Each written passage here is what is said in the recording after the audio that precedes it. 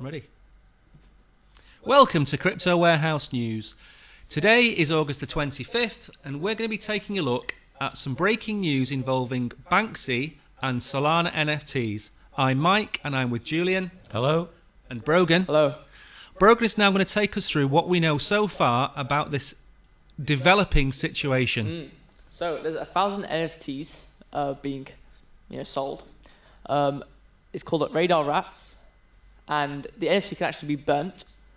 This is in trade for a walled-off resort box set, which is a Banksy art piece. Yep, physical piece of art.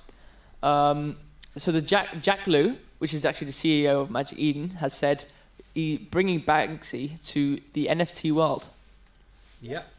So in order to be whitelisted for this project, you'd have to follow LCD Lab NFT on Twitter, or own 5 Stoneheads, which I assume is their NFT project. It's another one of their NFT projects, yes. So is this actually a Banksy thing after all? You give it the big intro. Big intro. But is it actually anything to do with Banksy? No. I didn't think so. No, absolutely not.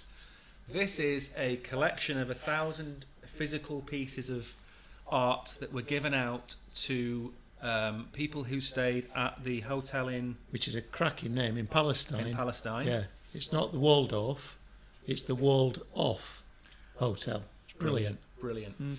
So you can have a walled-off salad as well, by the way, in the bar, which is full of Banksy artwork. I've done a lot of reading about that part. The NFT part turned me straight off. I don't blame you. I mean, this is... what was the name of that brand in Debenhams that you used to get when you were a kid?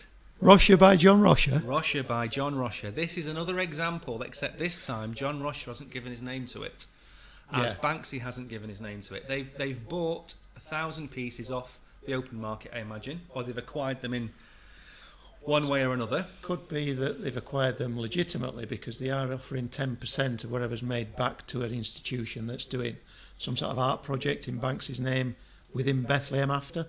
Yeah. Could be because of that. It could be. But they still are using his name.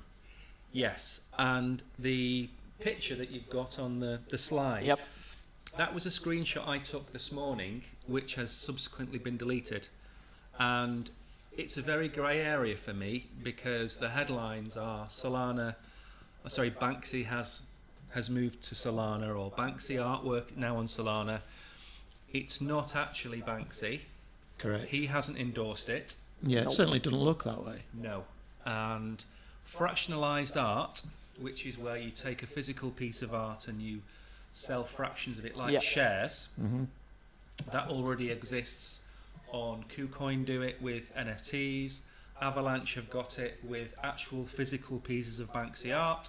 So that already exists. But I think this is misrepresentation. I think this is people using the name of Banksy to get people to buy their NFTs. Yeah, I'd like to think it's not. But it does lead to a lot of question marks being about it. And I think even more so with the burning idea of it.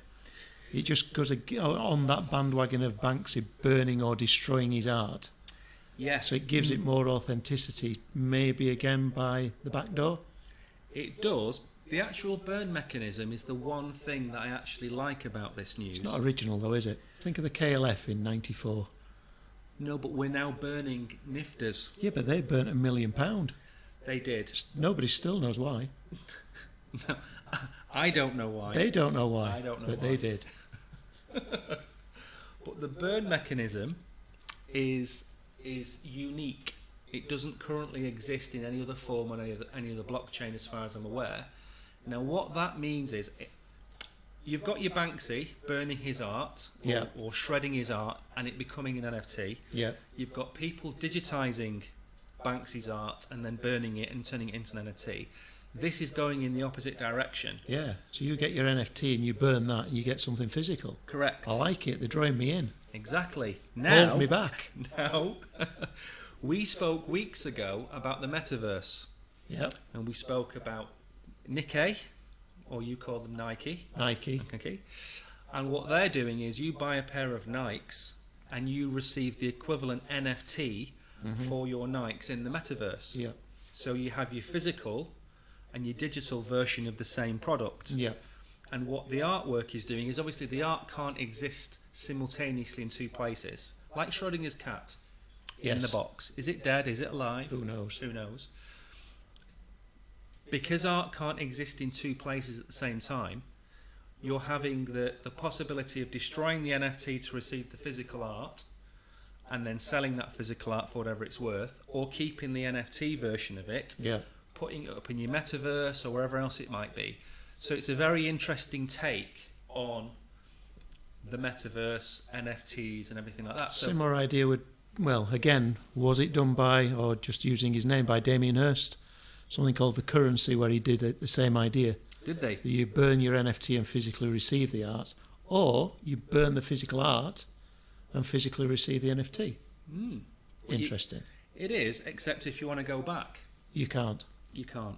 No, there's no going back. You've burnt your bridges, really, haven't you? And your painting. And your painting. So I think this is a very dangerous path that we're going down, because Banksy inspired is not Banksy approved, and I think people should be very careful buying any NFT that is inspired by any famous artist, because that doesn't necessarily mean that it's actually been endorsed or produced by that artist. However, if he has been included in this, we'd be eager to know that he has.